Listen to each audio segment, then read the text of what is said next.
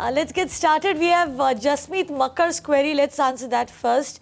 Writes in through email and wants to know, Jasmeet essentially wants to sell his house and he wants to buy a bigger builder floor. Now the options that he's being given is upper first and upper second floor out of 4 floors.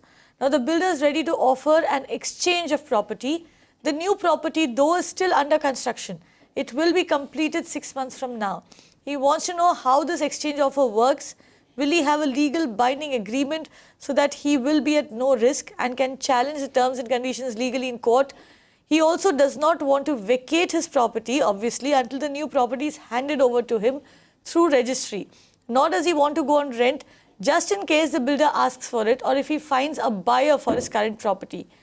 He asks us if the legal binding can be based on time, a stamp of the successful completion and handover of the property, or there are much stronger terms and conditions which he should incorporate in the agreement, which will have, so that he gets a strong and foolproof agreement. What would you say, Aditya? It's quite a complex kind of situation that he's getting into. Well, it is a slightly more complex situation, but it has a legally specific answer. As we know, if he wants to exchange his existing house property for the new property, then the concept of exchange is governed by Section 118 of the Transfer of Property Act. Under Section 118, an exchange is the swapping of one property for another, and an exchange shall be governed by the same terms as a sale agreement.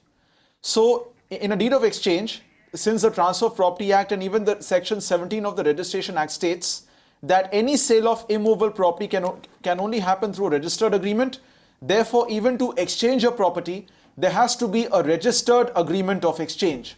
Further, in case something goes wrong during the exchange, for instance, after 6 months he gives you a flat with some problem, or his title turns out defective, then under Section 119 of the Transfer of Property Act, he will be protected.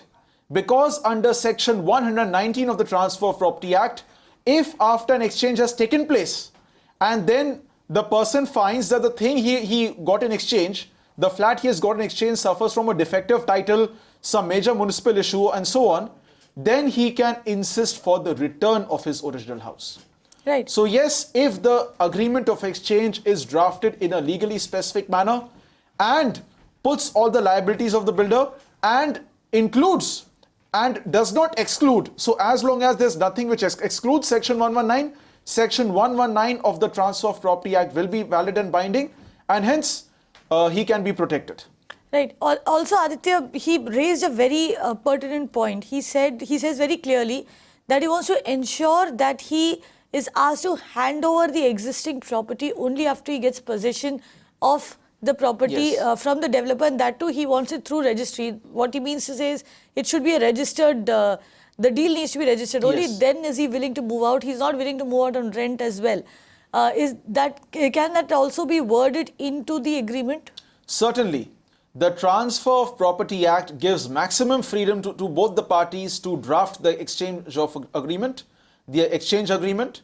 They can clearly define the terms. In this case, he can clearly state that the exchange shall take place when the occupancy certificate of the new flat is received and the keys are given in my hand.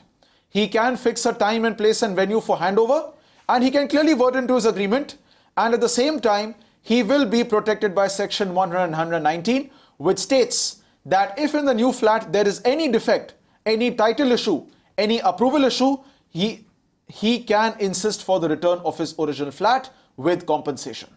Also, very quickly, Aditya, what are the tax implications for such a transaction? Because this is not a normal transaction where I'm buying a flat and where I pay a service tax and a VAT and TDS. Yes. This is an exchange. The developer is taking something in lieu of something else. Well, since this is a house property, as we all know that if a person owns a house property, he will get the benefit of capital gains tax, and I presume he's been owning it for a long time, more than 3 years. So he will get the full benefit of capital gains tax.